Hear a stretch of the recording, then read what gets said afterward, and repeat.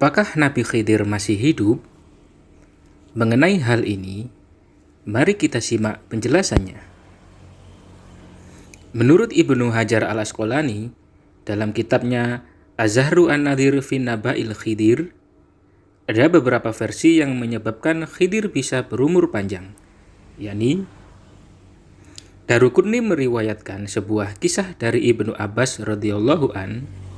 Dia menuturkan, ajal atau kematian Khidir ditangguhkan sampai dia bisa mendustakan Dajjal saat kemunculannya. Adapun dalam kitab Al-Mubtada, Ibnu Ishaq mengungkapkan, para sahabat kami memberitahu bahwa maut hendak menjemput Nabi Adam alaihi salam.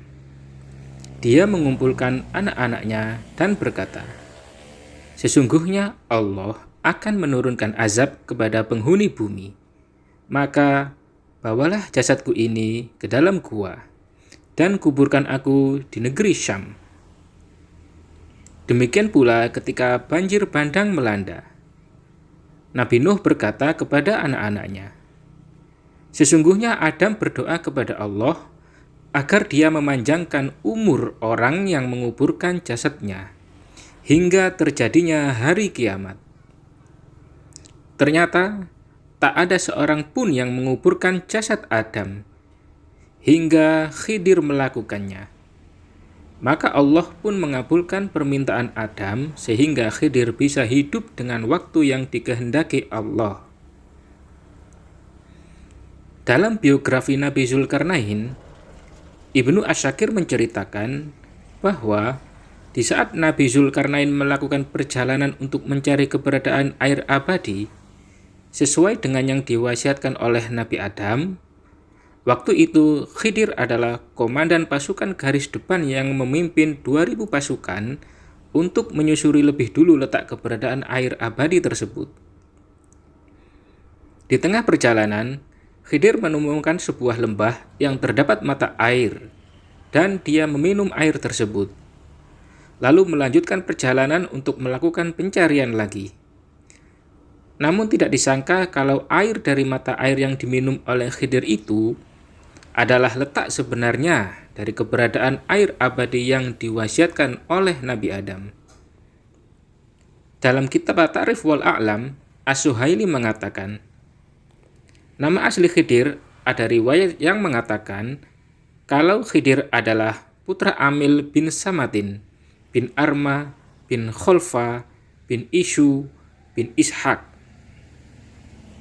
Ayahnya adalah seorang raja, sementara ibunya seorang berkebangsaan Persia yang bernama Alha.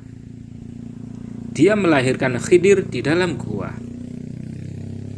Di gua tersebut, Khidir menemukan seekor kambing gembala milik seorang lelaki dari kampung, yang kemudian menyusuinya tiap hari.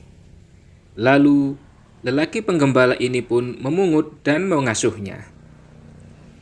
Ketika Khidir telah memasuki usia remaja, sang raja, yang ternyata adalah ayahnya, mengumumkan sedang mencari seorang juru tulis yang bertugas menuliskan lembaran-lembaran atau suhuf yang diturunkan kepada Nabi Ibrahim.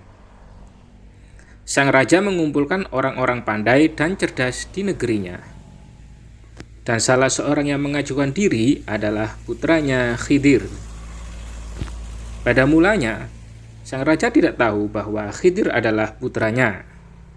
Akan tetapi, setelah mengetahui bahwa tulisan dan pengetahuan Khidir begitu bagus, dia menyelidiki jati dirinya hingga akhirnya dia benar-benar yakin bahwa Khidir adalah putranya. Sang raja pun meminta Khidir untuk bergabung di kerajaannya dan memberinya tugas untuk mengurusi persoalan-persoalan rakyat.